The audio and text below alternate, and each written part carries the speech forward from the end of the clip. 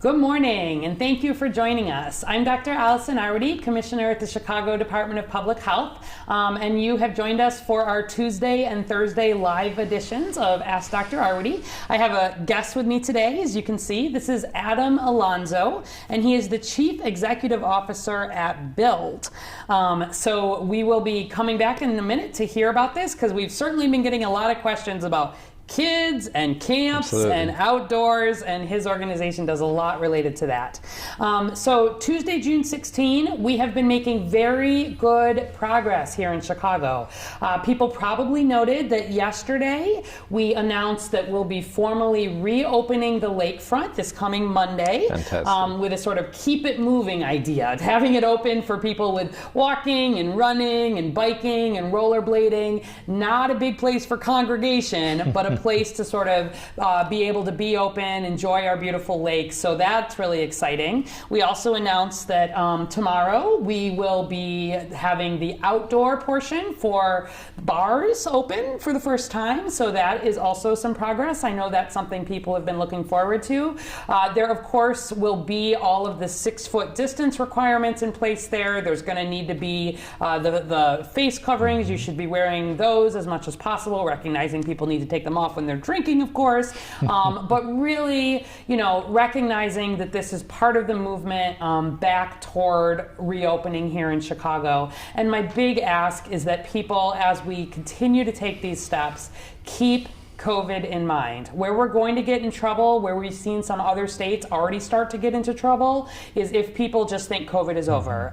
If people stop keeping 6-foot distancing, if people are not wearing the face coverings, they're not doing the hand washing, all the things that we know work. So broadly, people in Chicago have continued to do this, which I appreciate, and we've continued to see some real progress. We'll take your questions in a minute. Let's talk first with Adam, and then I'll give a brief data update, and then we'll get into questions. All right? So Adam Alonso, again, the Chief Executive Officer at Build. Tell people a little bit about Build. What is it? Absolutely. What kind of work do you do? And then how have things changed with COVID? Well, thank you for having me on. This is great. Build has been around since 1969, so we've been serving Chicago's young people for 51 years now. Started out as this first street gang intervention program, and that's threaded through the DNA of who Build is today. So street outreach, intervention work. We have after-school programs, so prevention work. We also help first-time low-income students get to college, right? Okay. So what does that look like, helping their families and themselves navigate that? We've also added on a lot of enrichment programs to the work, so leadership development, arts, music, kind of the full breadth and depth of what young people would want to experience in growing up. And then we've more recently added a stronger clinical component to what we do. We know in particular now with everything happening, these times are stressful, right? And our young people come from communities that are already traumatized. So a lot of clinical work, a crisis response team. We're not a one-stop shop, but we do provide as many services as we possibly can. And of course, summer employment, right? One Summer Chicago, a grantee of theirs, and getting young people ready for summer employment. So that's kind of Build in a nutshell, and we're excited about, this summer, as different as it may be. Yeah, but, tell us about what's different this summer. What are you doing? How have you been thinking about COVID? So when COVID set in and sort of the shelter-in-place order was set, I think many of us, probably like most of the country, was like, well, what does that exactly mean? Is it a 2-week thing? Is it a month? And then I think our first 2 weeks we were kind of sitting to figure out what was really happening next, but we quickly got everything online and moved all of our programs virtually. So it was for some it was a lot easier to switch to that mode. For others it was a bit of a challenge and a push, but we moved all of our programming virtually and online. And so it's been a good thing. I think we've learned a lot through that, and what we know is that when we kind of resume business as usual, or the new normal, our virtual work will be integrated into everything we do, because we've reached kids that we normally would serve, and then people from across the city that we've never even met before have logged in and been a part of the work we're doing. So we've seen that to be as successful as it can be given the situation. So we're proud of that. Summer camp, we've got to have something ready for young people, right? Yeah. I mean, it's been a lot of months indoors, and young people maybe even sneaking outside anyway. And so what we're proposing is an amazing summer camp. It'll be different than we've done in the past. It'll be 2 sessions. We'll have a 9 to 12 session, then a 1 to 4. Each group will only be 10, and that includes the young people plus the staff that will be there. And then all the contact tracing will be in place, mask, temperature checks, making sure that we don't mingle groups, kind of all of the guidelines, of course, that have been set out for summer camps and programs. And we're excited for that. And as I was mentioning earlier, it's an expensive endeavor, but we're committed to it. Our young people need to have a safe space. Given everything that's happening, our neighborhoods are still violent in the midst of all of this. And so if we can be that reprieve for young people to just be a kid with a mask on, we want to provide that for them, and that's important for their physical health, their mental health, and for families as well. Let our kids get out there, run around, have fun, and be safe while doing it. All right, great. Well, I have lots more questions for you, and I'm sure you do too. So go ahead and start putting questions in about build, about youth, about camps, about summer and kids in Chicago. And in the meantime, I'll go ahead and give you just a quick data update. So as always, you can go to chicago.gov/coronavirus. That's where you can find the latest of everything that is happening here in Chicago related to COVID. And right up at the top is that latest data tab. We announced last Friday the launching of a new data daily dashboard, which I would really love anybody who is interested enough in COVID to be tuning into this. You are the people I want looking at this dashboard and giving us feedback on it. It's the first tab down. If you go to latest data, it's the top one now. And I think on Thursday we'll go through it in a little more detail and show you how you can use it. But it's basically real time. We're updating a lot of it every day, some of it every week, and you can really slice and dice data in all kinds of new ways. So certainly you can look at age, you can look at race, ethnicity, you can look at zip code, you can look at different time periods if you want to see how things have changed.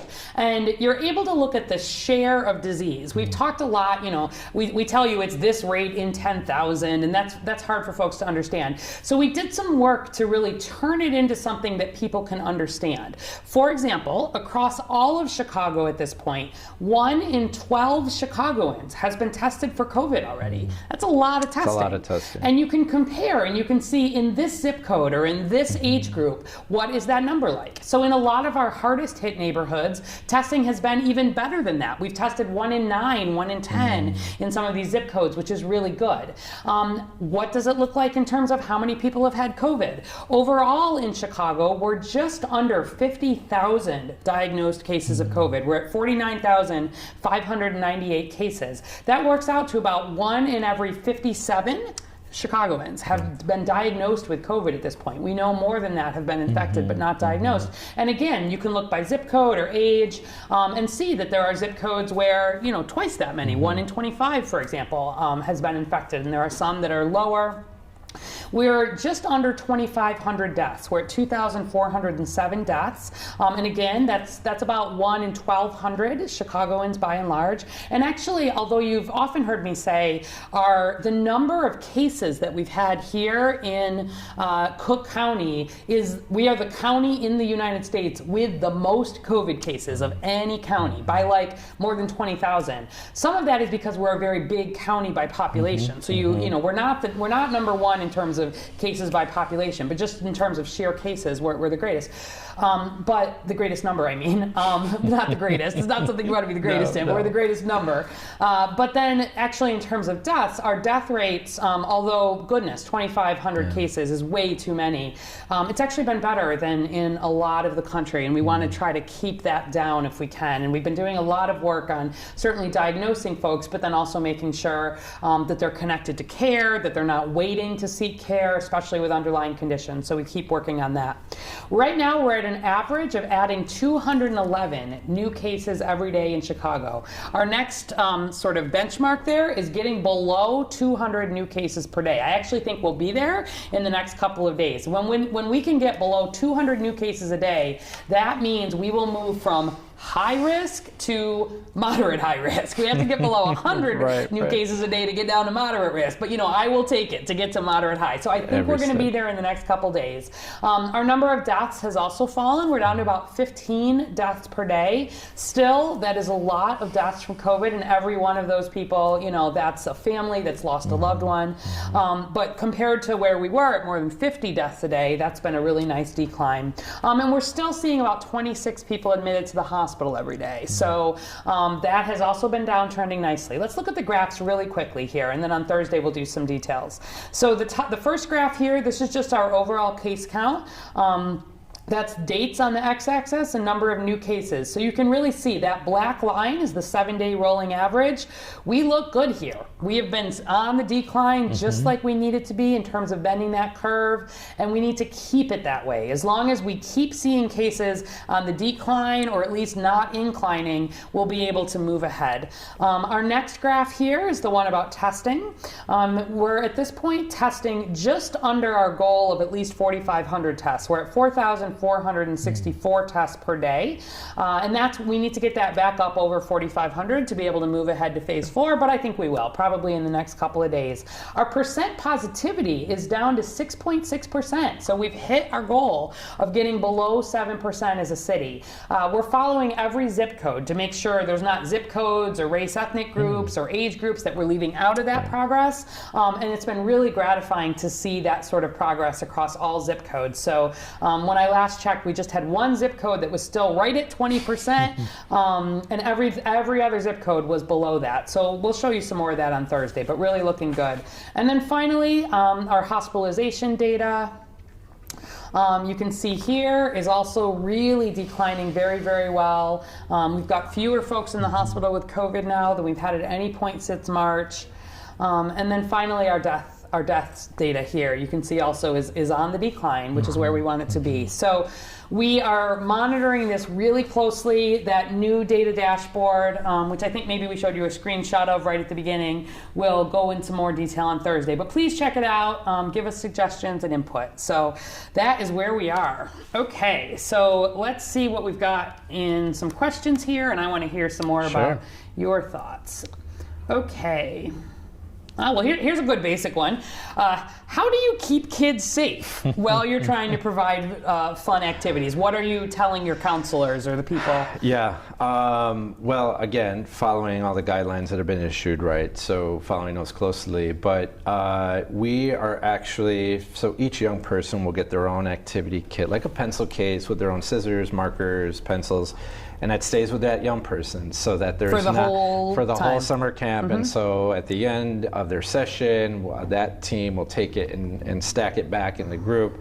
We're going to wipe off each thing. So there's a lot of cleaning in between, making sure tables and chairs are wiped down, making sure kids have their hands washed and cleaned and sanitized, and then being very thoughtful about when we are outdoors, are we spaced 6 feet apart, right? Can we have our mask off at that point? Are we keeping them on, right? And thinking about sports, like what can you do, right, with young people if the idea is that you don't want to have the same ball that everyone is handing around and passing off. So what are some outdoor activities? So we're being very thoughtful about the types of activities that we will have in place for young people to do.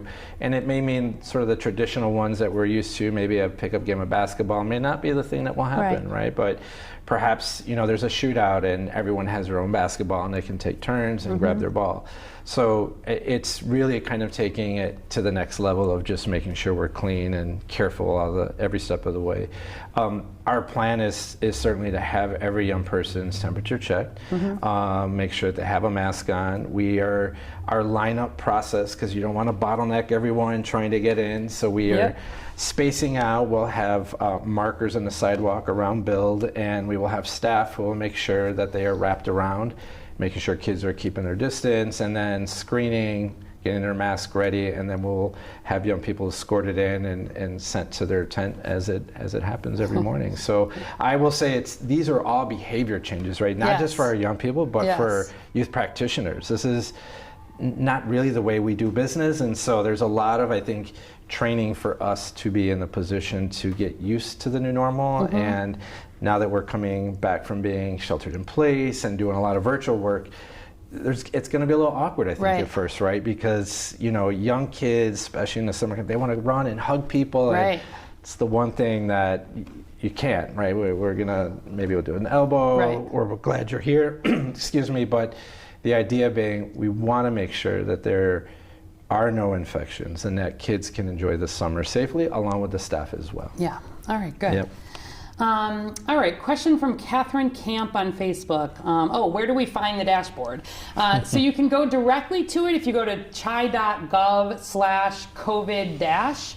But you can also, if you go to the regular Chicago website, chicago.gov/coronavirus, right up at the top under the latest data tab, I actually encourage you to explore anything on there. The very first tab under there is the new dashboard. So you can go directly there, chi.gov/COVID-, or you can get there under the latest data tab on chicago.gov/coronavirus.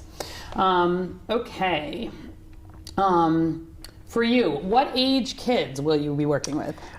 So our summer camps for ages 6 through 12, and so it's first grade through 7th, 8th grade. And then we will have a variety of virtual activities and sort of summer camps for the older teens. Okay. And the hope is that by August, we'll be able to do some in-person work together, and again, distanced and safely apart. But for this first season, as we open up, it will be for the younger kids. And what's the timing on that? So it will be July 6th is our first day at camp. Registration is open now. So if you go to www.buildchicago.org, you can register right there online, and our registration is open. Okay, sounds good. Yep. I know lots of people are thinking about Sure. activities like this. Yeah. So that's for sure. Okay. Oh, someone's wondering about field trips. They're saying that when they went to summer camp in Chicago, there were lots of field trips. Are you doing field trips? Are you transporting? What are you doing with field trips? I know, that was one of the questions. So field trips is always a big part of summer. I mean, as a young person, you look forward to that big trip, whether to the water park or Great America, wherever it may be, museums. So field trips are going to be very different. Yeah. They will probably mostly be walking field trips. Where Build is located in Austin, we're actually close to several parks. So Columbus Park being the biggest one. So we envision a lot of walking trips to Columbus Park to enjoy the lagoon and the outdoor space there. But field trips will not happen in that way, in the same way that transporting kids in a bus, in a 15-passenger van will not be the case either. It's going to be, again, keeping distance and just really trying to have as much fresh air as possible throughout the entire time. Yeah, absolutely. And I imagine, so much of this just depends on how we're doing in Chicago here, right? Correct. Like, I think, Correct. Being very careful right here at the beginning. We're still in that high risk status overall. Correct. And doing all these things that are in place.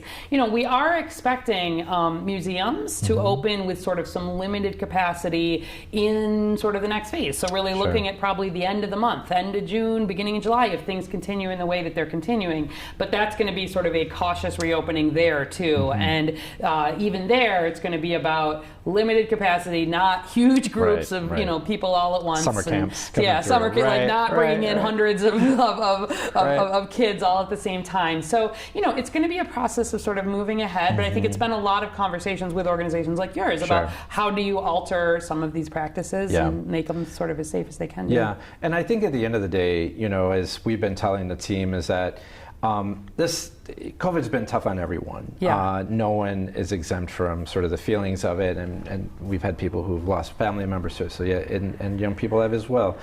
So our hope is that to make this as fun as possible, right? To come in with we're going to make this fun. We won't have our key field trips that we do, but we're going to walk, we're going to have fun, we're going to enjoy this time together, and do a lot of really cool things all summer long together. So. Absolutely. All right. Cindy Sanders on Facebook. This is probably for both of us. How can you run and play in the heat with a mask on?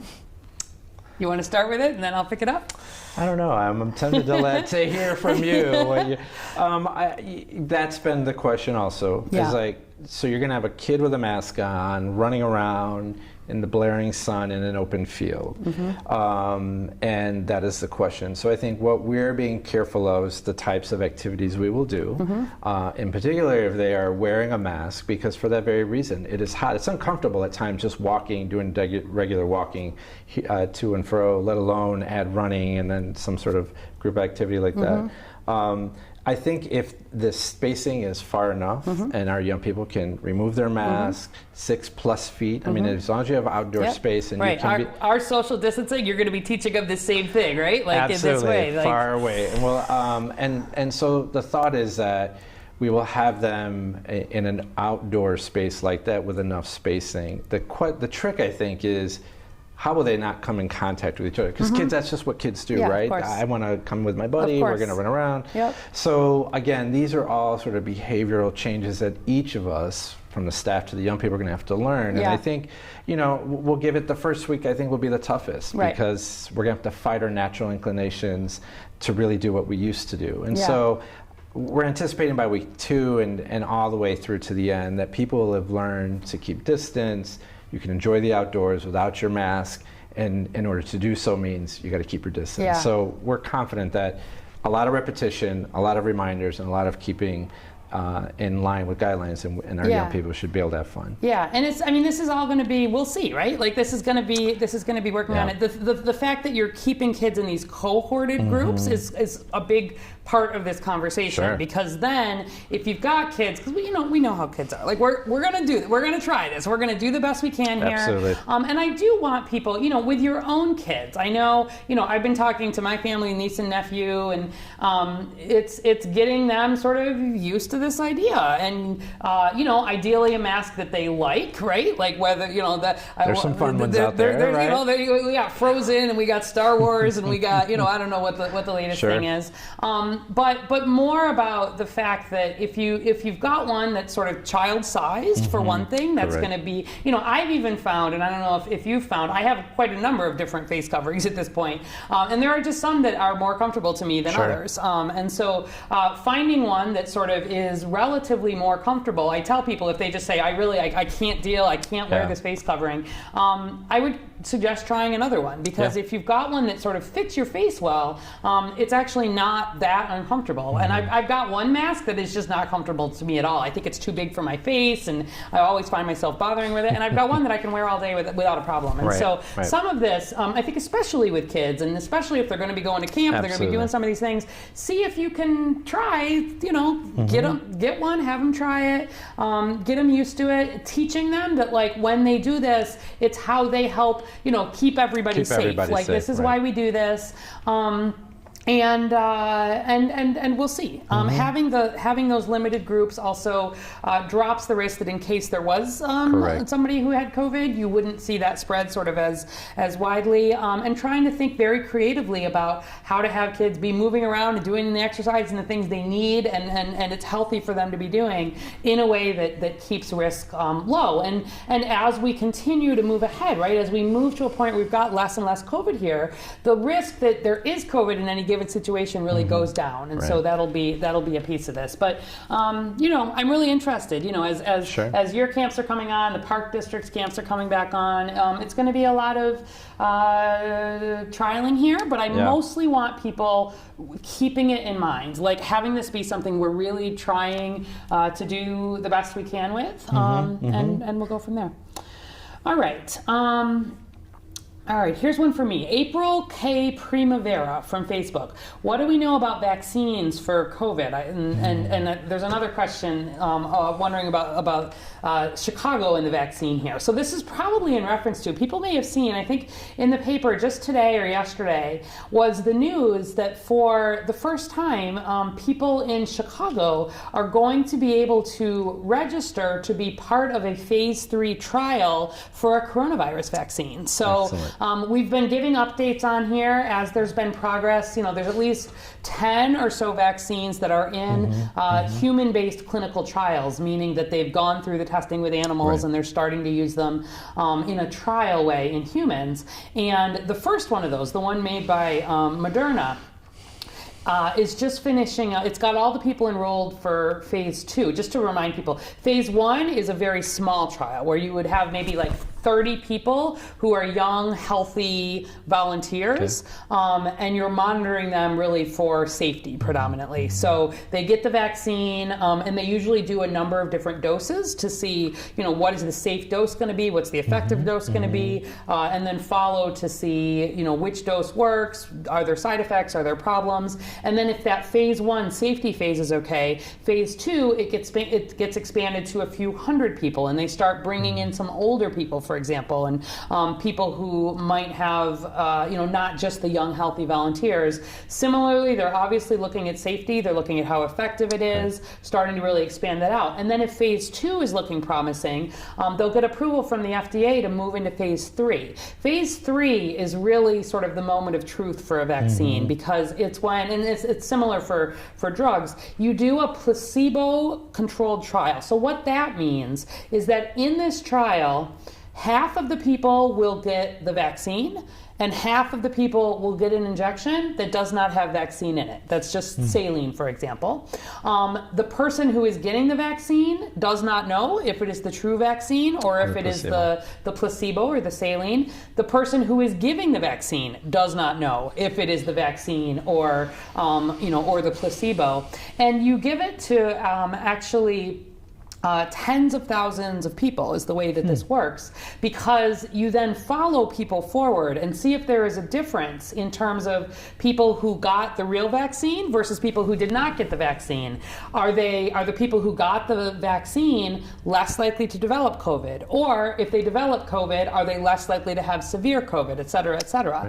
Right. And so the first trial is moving into this phase 3, which means the studies in mice, the studies in animals have looked good. The phase 1 and the phase 2 are looking promising. And UIC, the University of Illinois at Chicago, is going to be one of the sites that's going to be enrolling about 1,000 people here from Chicago in what's going to be, I think, a 30,000 person trial across the U.S. And so if you are interested in potentially being part of a vaccine trial here in Chicago, you can reach out. I think I've got the number here. Let me just share it with you somewhere. Yes, so they'll be starting likely July 9. And again, this is the final phase of testing. So it's not a guarantee if you're in this that you would get a vaccine. But it is, there it is, that you could be considered to be part of the study to determine. So if you have any interest, you can contact the researchers at UIC. There's a number here, 312-413-5897, or you can email them at projectwish.com. That's project, PROJECT, WISH, WISHDOM, Department of Medicine, at uic.edu. That's just to tell them you're interested. Then they will get in touch with you to see if you're going to be a good candidate. They'll be especially interested in enrolling older people. So I think about 40% of the people are going to be over age 60 or 65. They'll be interested in enrolling people from the hardest hit communities here in Chicago. So some of the communities that have been predominantly Latino or predominantly African American, certainly interest there in potentially enrolling in a vaccine study. So if you're interested, again, you can reach out and get some more information. We'll certainly be following this. This isn't going to be the only opportunity. Northwestern, I believe, is going to be part of a trial probably starting in August for another one of the vaccine candidates, and there probably will be additional opportunities. But, just again highlighting that a lot of our work and our researchers here in Chicago are absolutely part of the front lines here in terms of figuring out progress. So that's some exciting news. Absolutely. Yeah. All right. Okay, Melissa Mara McCowan from Facebook is wondering about youth basketball specifically. So she's wondering about if coaches are wearing masks and there's temperature checks and we're outdoors. What are our thoughts about that? So, I'll start, maybe you can add in on this one. So the thing is, the problem is that contact sports, right? Like basketball is the number one good example there. They're just higher risk than other sports. And if you remember, very early on in the outbreak here, do you remember what some of the first most prominent people to get COVID were a lot of those NBA players, remember? Right. And the NBA was very early to make the decision that they were putting their season on hold. And now, certainly there's thought about bringing NBA back, but that's with a lot of testing and a lot of screening and without crowds and in ways that they've thought really a lot about individual risk. And I don't want people to necessarily make the leap that thinking just because the NBA is potentially doing this, that it is perfectly fine for right now everybody to go back to contact sports, because contact sports are just high risk. They certainly just are. And at a time where we are still at high risk broadly here in Chicago for COVID, activities that bring people not just within 6 feet of each other, but in a setting where, by definition, you're breathing hard, you're on top of each other, you're sweating, you're spitting, it is a setting that is just not going to be a great setting where we still have big concern for COVID. I have this conversation with the mayor frequently. She's a huge basketball fan, but we do want to make sure that as we sort of bring these activities back, we're bringing them back at a time that it is safe and in a way that it is as safe as possible. So I like this example that you gave about what you're thinking about with summer. Kids, they're working on their game. They want to keep their skills up. Yeah, I think there's a lot of pressure, also for athletes, right? Because the summers are staying conditioning. You've got soccer, you've got basketball, you've got baseball, right? And one could argue that maybe some sports are a little less contact-y than others, but again, to your point, is it worth the risk? And I think that's certainly from a parent's perspective a decision they have to make with their child. But for us, who's holding a camp, we're making a decision that we have to limit all of that, because at the end of the day, not only do we need a healthy workforce, because this workforce then is who mentors the young people, but we need to see them healthy into the fall, right? When things start to change and as the city reopens up and gets to its final phases. So there are going to unfortunately be some things that you'll have to sacrifice, and I think some of these sports are the very things. And it's a tough call, I get it. It is. Especially for high school sports, right? Where that summer conditioning is everything. And it leads into whether or not you may even get on a team in the fall. So. And so are there opportunities for the conditioning and the, all the keeping that in place, and what does practice look like, et cetera, is complicated. And this is going to be an evolving conversation, certainly, as we hopefully continue to make progress. I, of course, have in the back of my mind at all times thinking ahead to fall and school. And, we would really like to be in a position here where we can have school open in some way, shape, or form, as long as sort of we're in a position where that can happen. And so I'm really sort of conscious of the fact that a big part of school are these activities, and what does this look like, and how does that go in? But I do not want to we're making such good progress now, losing that, getting to a point where we start to see, and then we're sort of threatening the possibility of school and thinking about all this. So, these are the things that keep us all up at night as we're really trying to make decisions that allow these important things for people. And kids and basketball, that's a huge one here in Chicago, and it's going to be an ongoing conversation. But we are making decisions, and we'll continue to sort of move ahead really as we're able to. We get to a point where the risk is lower, the calculation gets different, and the goal, of course, for everybody is not to have to take big steps backwards, but to be able to take sort of smaller steps forward and keep doing what we can to keep kids safe. Yep. All right. What else do we have here? Okay. Here's someone who looks like they're trying to make a decision. So what do you think parents should look for when they're deciding on a summer camp for children? We can maybe both answer some of that one as well. I think it's a great question, and there's variability, right, in camps across the entire city. I think what's important and something that we are letting all of our parents know is the guidelines that we're following, right? The CDPH guidelines, the CDC guidelines, and this is our practice. We're going to plan for sort of a Zoom call where people can get in, and we will walk them through what it really means. And if we need to, we'll have paper that goes out. But we want parents to understand that we are taking this very seriously, and that at any point we feel that someone is sick or someone's made contact, we will follow our procedures all the way through, because this is not the typical run of summer camp at all. And so I think if I'm a parent looking for a camp, I want to know, what guidelines are you following? I want to know, honestly, I would want to know, has your staff been tested? Do we know that? And I think that's a big question is, is there an expectation that all youth practitioners, before they go back to work, are tested?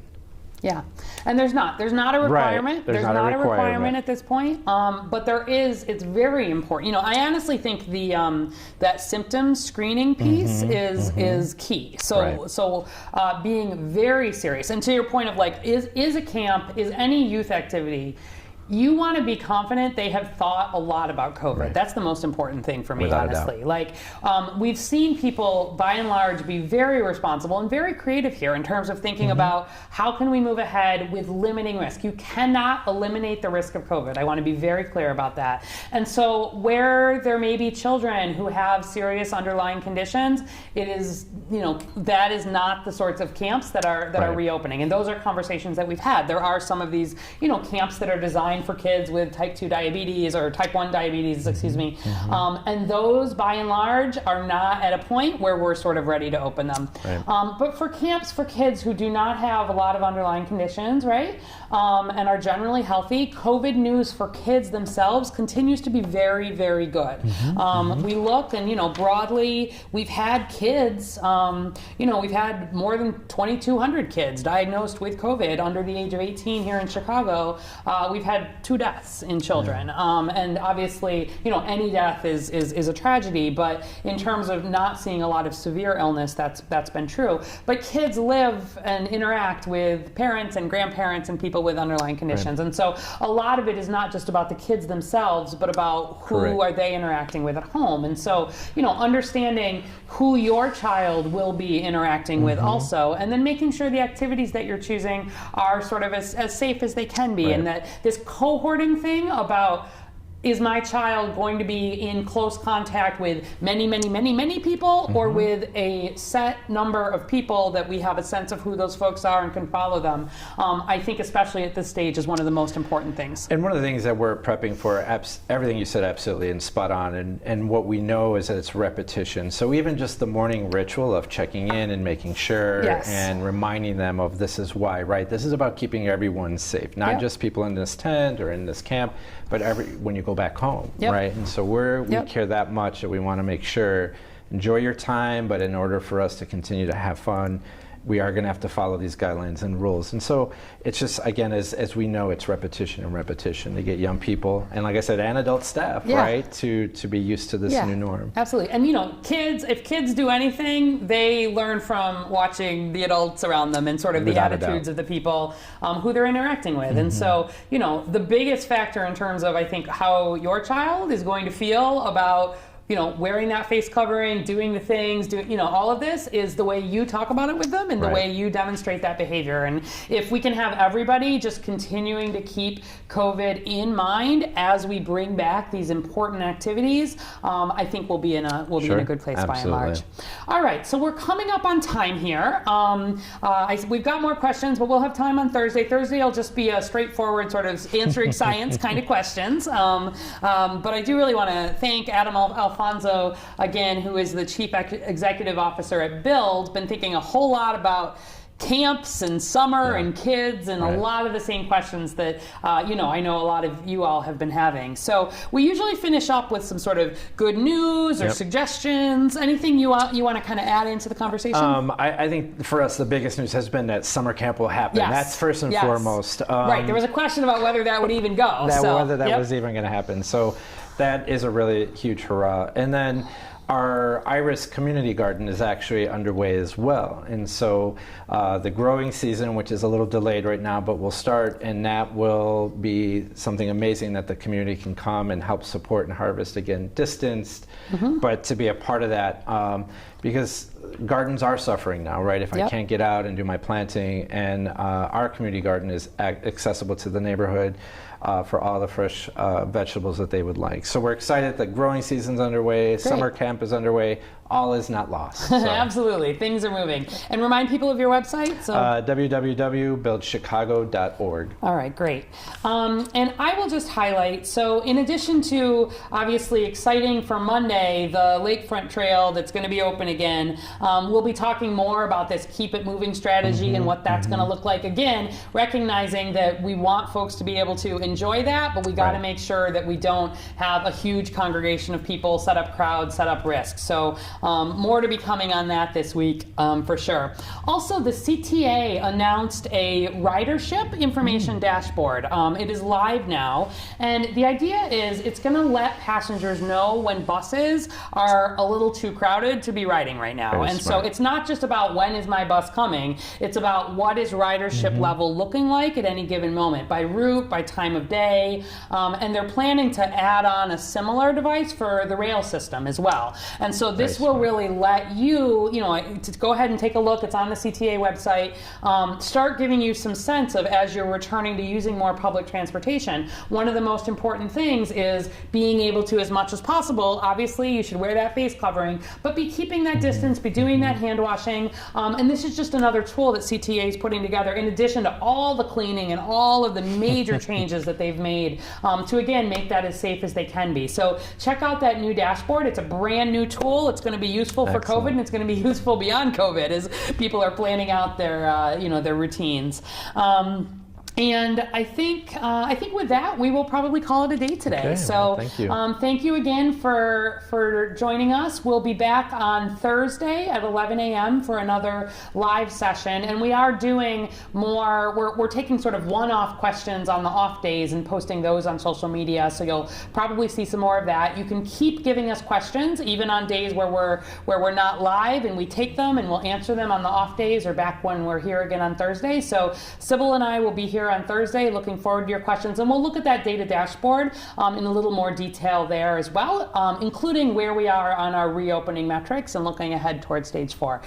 So join us again on Thursday, and thanks again to Adam Alonso and to Build. Thank you. And please be safe, Chicago. We'll see you Thursday.